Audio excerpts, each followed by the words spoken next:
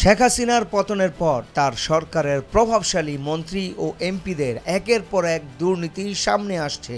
শুধু মন্ত্রী এমপিই না, তাদের পরিবারের অনেক সদস্যেরও দুর্নীতির কথা সামনে আসছে। এবার সামনে আসলো সাবেক স্বরাষ্ট্রমন্ত্রী আসাদুজ্জামান খান কামালের ছেলে শাফি মোদাচ্ছের খান জ্যোতির দুর্নীতির খবর। আওয়ামী লীগ সরকারের প্রভাবশালী মন্ত্রী আসাদুজ্জামান খানের ছেলে বাবার ক্ষমতার অপব্যবহার করে শত শত কোটি টাকা লুটপাট করেছেন। জানা যায় শাফি মোদাচ্ছেরকে মেসার্স তিতাস বাণিজ্যিক প্রতিষ্ঠান নামে একটি কোম্পানির ব্যবস্থাপনা পরিচালক বানিয়ে রাখে সাবেক স্বরাষ্ট্রমন্ত্রী।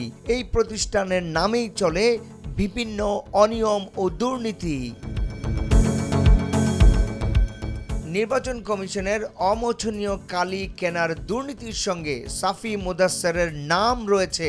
অনুসন্ধানে জানা যায় দ্বাদশ জাতীয় সংসদ নির্বাচনের অমোচনীয় কালি কিনতে শুধু 1,24,00,000 টাকা ব্যয় করে শাফি মোদাচ্ছেরের সিন্ডিকেট। এছাড়াও 6 কোটি টাকার অমোচনীয় কালি কিনে নির্বাচন কমিশন। রাজধানীর পুরো ধানমন্ডি এলাকায় ছিল তার একচ্ছত্র আধিপত্য। ধানমন্ডি এলাকা বিভিন্ন রেস্টুরেন্টের জন্য বিখ্যাত, আর এসব রেস্টুরেন্ট দেওয়ার জন্য শাফি মোদাচ্ছেরকে দিতে হতো 1 থেকে 2 কোটি টাকা। টাকা দিলে কোনো রকম যাচাই বাছাই ছাড়াই মিলত লাইসেন্স, আর লাইসেন্স করতে বাবার প্রভাব খাটাতেন শাফি। শুধু কি তাই, এসব রেস্টুরেন্ট থেকে যেসব চাঁদা নেওয়া হতো তাও এক হাতে সামলাতেন শাফি মোদাচ্ছের।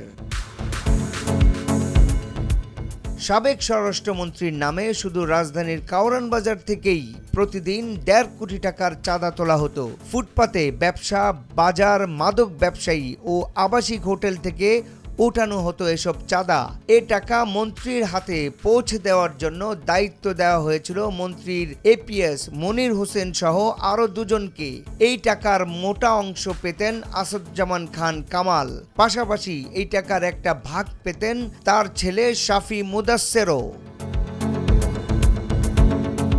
আইন শৃঙ্খলা বাহিনীতে যেসব নিয়োগ বাণিজ্য, টেন্ডার বাণিজ্য হতো তার মোটা অঙ্কের ভাগ পেতেন সাবেক স্বরাষ্ট্রমন্ত্রী আসাদুজ্জামান খান কামাল, আর এসব এক হাতে নিয়ন্ত্রণ করতেন স্বরাষ্ট্রমন্ত্রীর এপিএস মনির। তিনি একটা অংশ সাবেক মন্ত্রীর ছেলে শাফি মোদাচ্ছেরকেও দিতেন।